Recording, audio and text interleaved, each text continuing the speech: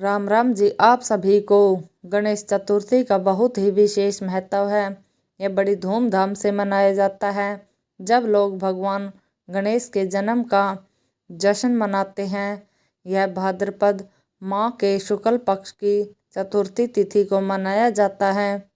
गणेश चतुर्थी की व्रत कथा कहानी इस प्रकार है। एक बार महादेव जी भगावती नदी पर स्नान करने गए।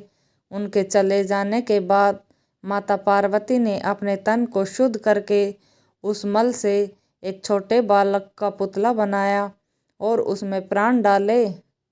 उसका नाम गणेश रखा। माता पार्वती ने उस बालक से कहा कि तुम द्वार पर बैठ जाओ और जब तक मैं स्नान ना कर लूं अंदर किसी को मत आने देना। भगवान शिव नदी में स्नान करने के बाद जब माता पार्वती के पास पहुँचे तो गणेश जी दरबार पर बैठे हुए थे। उन्होंने भगवान शिव को द्वार पर रोक लिया और अंदर जाने से मना किया। शिव जी ने बहुत समझाया पर गणेश जी नहीं माने। भगवान शिव को बहुत गुस्सा आया और वो क्रोधित हो गए। उन्होंने त्रिशूल का उपयोग करके भगवान गणेश का सर काट दिया और अंदर चले गए। बाद में जब माता पार्वती को ये सारी बातें पता चली तो माता पार्वती भी बहुत क्रोधित हो गई। माता पार्वती बहुत क्रोधित थी और क्रोध में उन्होंने पूरे ब्रह्मांड को नष्ट करने की धमकी दे दी। उन्हें शांत करने के लिए भगवान शिव ने अपने गणों को सबसे पहले जो भी जीव जंतु दिखे उनका सर लाने के लिए गणों को भेज दिया। गणों ने उत्तर दिशा में जाना शुरू कर दिया। वहाँ पर उन्हें एक हाथी का बच्चा दिखाई दिया।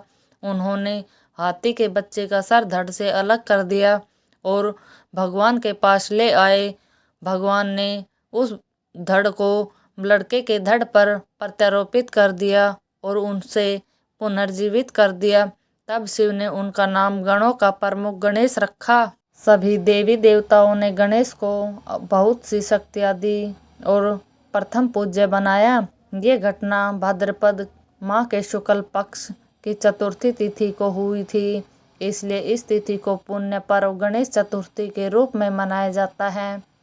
गणेश चतुर्थी के दिन यदि आप व्रत रखते हैं और गणेश जी की कोई विशेष कथा कहानी सुनते हैं या पढ़ते हैं तो आपके सारे पाप कट जाते हैं, आपकी मनोकामना पूरी होती है, आपको बुरे कर्मों का फल नहीं भोगना पड़ेगा, आपका जीवन बेहतर हो सकता है। गणेश चतुर्थी की व्रत कथा व्यक्ति की मनोकामनाएं पूर्ण करने वाली और जीवन में सुख समृद्धि लाने वाली बताई गई है। गणेश जी का प्रिय भोग मोदक है। मोदक के साथ साथ इन्हें मोतीचूर के लड्डू और बेसन के लड्डू बहुत पसंद है। गणेश चतुर्थी के दिन प्रातःकाल स्नान करके गणेश की प्रतिमा को सिंदूर चढ़ाकर विधि विधान से पूजा करें और गणेश की मूर्ति को दक्षिण दिशा में अर्पित करके 21 लड्डुओं का भोग लगाए। इनमें से 5 लड्डू गणेश जी की प्रतिमा के पास रख दे, शेष ब्राह्मणों को दान कर दे। गणेश जी की पूजित प्रतिमा को फिर एक उत्तम मुहूर्त पर नदी या तालाब में विसर्जित कर दे। इससे आपकी सारी बाधाएं दूर हो जाएगी, आपका रुका हुआ कार्य पूरा होगा, बुद्धि एवं वृद्धि सिद्धि की प्राप्ति होगी। क्यों नहीं देखते इस दिन चंद्रमा। बहुत समय पहले की बात है। भगवान गणेश के बारे में एक कहानी प्रचलित है। हाथी के मुख होने के कारण उनका विशेष नाम गजानन भी पड़ा। गणेश अपने माता पिता की परिक्रमा करते हैं क्योंकि वो उन्हें ही अपनी सारी दुनिया मानते हैं और इसलिए वो प्रथम पूज्य भी बन गए थे। सभी देवताओं ने उनकी प्रस्तुति पर चंद्रमा मन मन मुस्कुराते रहते थे और उन्हें देखते रहते। उन्हें अपने सौंदर्य पर बहुत अभिमान था। गणेश जी समझ गए कि चंद्रमा अभिमानी और वंश उसका उपहास कर रहे हैं। क्रोध में आकर भगवान गणेश ने चंद्रमा को काले होने का श्राप दे दिया। इसके बाद चंद्रमा को अपनी भूल का एहसास हुआ। जब चंद्रदेव ने भगवान गणेश से क्षमा मांगी तो गणेश जी ने कहा कि एक दिन चंद्रदेव सूर्य के समान पूर्ण और तेजस्वी हो जाएंगे, लेकिन चतुर्थी का यह दिन हमेशा चंद्रदेव को दंड देने वाले दिन के रूप में मनाया जाएगा। इस दिन को याद करके कोई अन्य व्यक्ति अपने सौंदर्य पर अभिमान नहीं करेगा। जो कोई व्यक्ति भाद्रपद मास के शुक्ल पक्ष की चतुर्थी के दिन तुम्हारे दर्शन करेगा, उस पर झूठा आरोप लगेगा, लांछन भी लगेगा। भगवान श्री कृष्ण पर भी झूठा आरोप लगा था जब उन्होंने इस दिन चंद्र दर्शन किया था।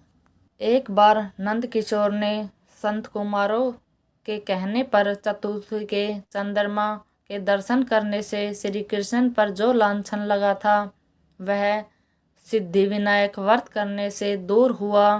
ऐसा सुनकर संत कुमारों को आश्चर्य हुआ। उन्होंने पूर्ण ब्रह्मा कृष्ण को कलंक लगने की कथा पूछी तो नंदकिशोर ने बताया, एक बार जरासंध के भय से श्री कृष्ण समुद्र के मध्य नगरी बसा कर रहने लगे। इसी नगरी का नाम आजकल द्वारकापुरी है। द्वारकापुरी में निवास करने वाले सभी यादव ने सूर्य नारायण की आराधना की। तब भगवान सूर्य ने उन्हें नित्य 8 बार सोना देने का समयकैदक नामक मणि अपने गले से उतार कर दे दी। मणि पाकर समस्त यादव जब समाज में गया तो श्री कृष्ण ने उस मणि को प्राप्त करने की इच्छा व्यक्त की। सत्राजित ने वह मणि श्री कृष्ण को न देकर अपने भाई परसेनजीत को दे दी। एक दिन परसेनजीत घोड़े पर चढ़कर शिकार के लिए गया। वहाँ एक शेर ने उसे मार डाला और मणि ले ली। रीछों का राजा जामवंत उस सिंह को मारकर मणि लेकर गुफा में चला गया। जब प्रसेनजीत कई दिनों तक शिकार से न लौटे तो सत्राजित को बड़ा दुख हुआ। उन्होंने सोचा कि श्री कृष्ण ने ही मणि प्राप्त करने के लिए उनका वध कर दिया होगा। अतः बिना किसी प्रकार की जानकारी जुटाए उन्होंने प्रचार कर दिया कि श्री कृष्ण ने प्रसेनजीत को मारकर समयंतक मणि छीन ली है। इस लोक निंदा का निवारण करने के लिए श्री कृष्ण बहुत से लोगों के साथ प्रसेनजीत को ढूंढने वन में चले गए। वहाँ पर प्रसेनजीत को शेर द्वारा मार डाला गया और शेर को रीछ द्वारा मारने के चिन्ह उन्हें मिले। रीछ के पैरों की खोज करते करते वो जामवंत की गुफा पर पहुँचे और गुफा के अंदर चले गए। वहाँ उन्होंने देखा कि जामवंत की पुत्री उस मणि से खेल रही है। श्री कृष्ण को देखते ही जामवंत युद्ध के लिए तैयार हो जाता है और युद्ध छिड़ जाता है। गुफा के बाहर श्री कृष्ण के साथियों ने उनकी 7 दिन तक प्रतीक्षा की। फिर वे लोग उनके वध में जाकर पश्चाताप करते हुए द्वारिकापुरी लौट गए। इधर 21 दिन तक लगातार युद्ध करने पर भी जामवंत श्री कृष्ण को पराजित न कर सका। तब उसने सोचा कि कहीं यह वही अवतार तो नहीं जिसके लिए मुझे रामचंद्र जी का वरदान मिला था। यह पुष्टि होने पर उसने अपनी कन्या का विवाह श्री कृष्ण के साथ कर दिया और मणि दहेज में दे दी। श्री कृष्ण जी जब मणि लेकर वापस आए तो सत्राजित ने अपने किए पर बहुत लज्जित हुआ। इस लज्जा से मुक्ति पाने के लिए उसने भी अपनी पुत्री का विवाह श्री कृष्ण के साथ कर दिया। कुछ समय के बाद श्री कृष्ण किसी काम से इंद्रप्रस्थ चले गए।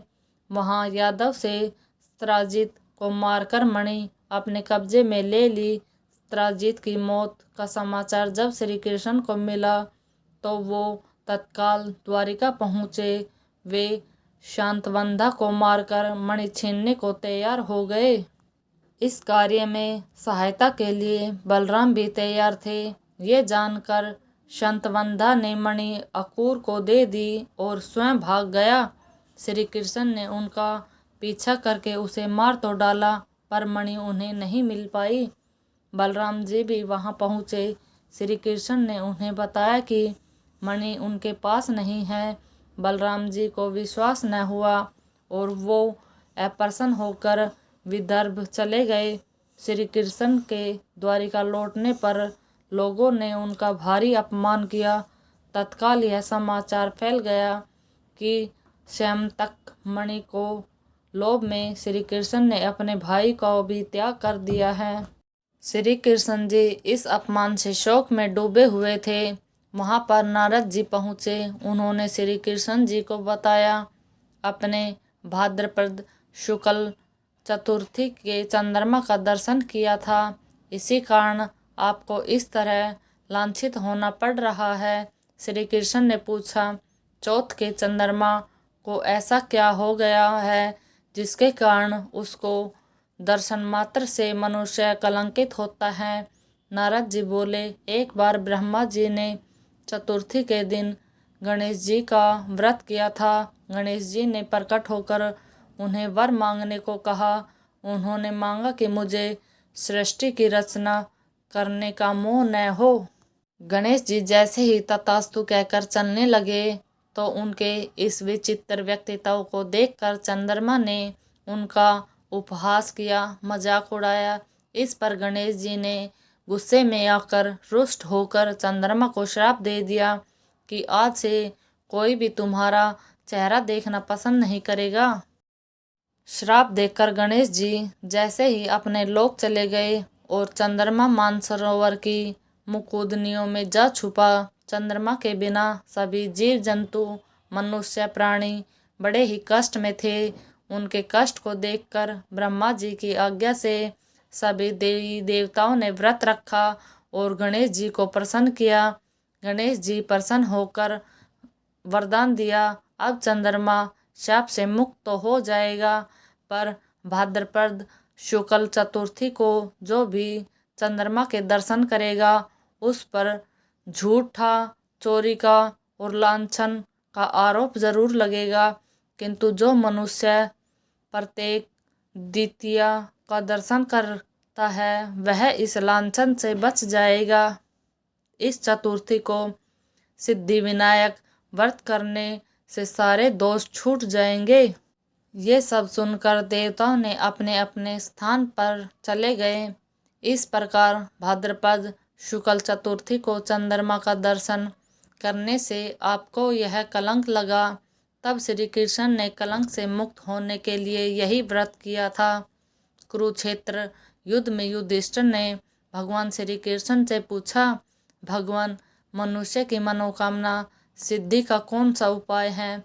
किस प्रकार मनुष्य धन, पुत्र, सौभाग्य और विजय प्राप्त कर सकता है? यह सुनकर श्री कृष्ण ने उत्तर दिया, यदि तुम पार्वती पुत्र श्री गणेश की विधि पूर्वक पूजन करो तो निश्चय ही तुम्हें सब कुछ प्राप्त हो जाएगा।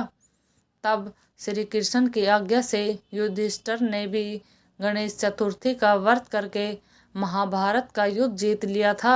ऐसी ही जानकारियाँ पाने के लिए चैनल को सब्सक्राइब करें, लाइक करें, शेयर करें और कमेंट में लिखकर ज़रूर बताएं आपको कहानी कैसी लगी। धन्यवाद आप सभी का।